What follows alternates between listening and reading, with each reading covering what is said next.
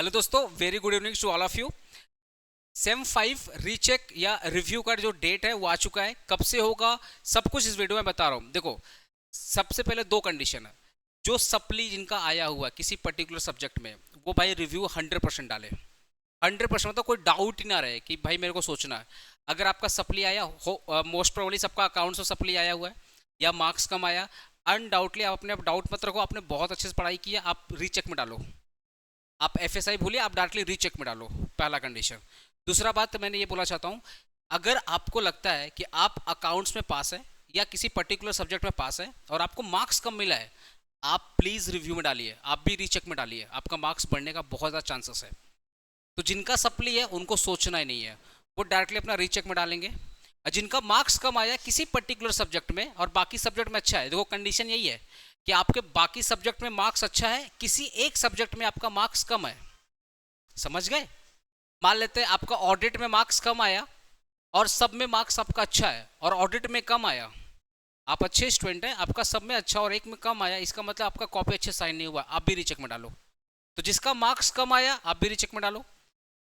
जो सप्ली हैं उनको सोचना नहीं, उनको डायरेक्टली रीचेक में डालना है और कल ही डालो आप, क्योंकि आपका जो रीचेक का जो डेट है, जो रिव्यू का जो डेट है, एफएसआई का डेट है, वो 18 से आपका चालू हो रहा है।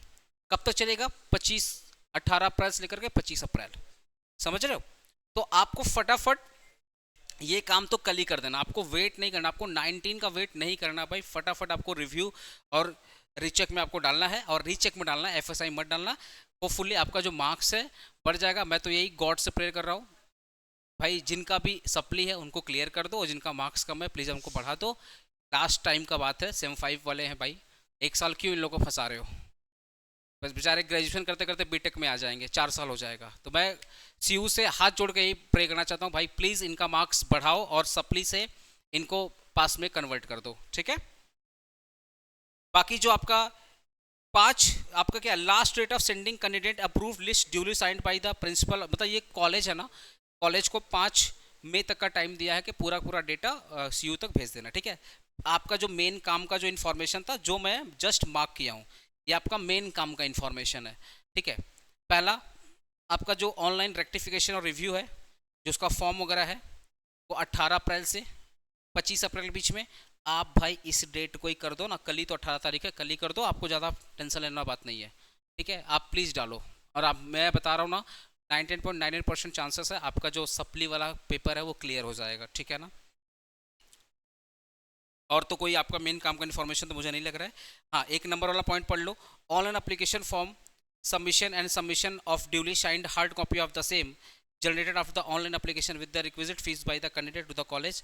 कॉलेज को बोला गया भाई, कॉलेज तक जो फीस वीस है, जो भी फॉर्म वगैरह है, वो 18 से लेकर के 23 अप्रैल तक काम कर देना है, ठीक है? मेनली आपको 18 तारीख को ये वाला काम कर लेना। वेबसाइट पे जाना है, लिंक ओपन होगा, वहाँ से अपना फॉर्म को भर करके कॉलेज में सबमिट कर देना। मतलब जो कॉलेज, आजकल तो सब तो ऑनलाइन है ना, सब कुछ ऑनलाइन सबमिट कर देना, ठीक है? मेन काम का आपका यही इन्फॉर्मेशन था। प्लीज़ फटाफट फटाफट रिव्यू में डालो। जिसका भी अकाउंट्स में सप्ली आया, जिसका भी ऑडिट में सप्ली आया या किसी पर्टिकुलर सब्जेक्ट में आपका मार्क्स कम आया, आप रिव्यू में डाल दो। यही था। All the best, don't worry, clear हो जाएगा।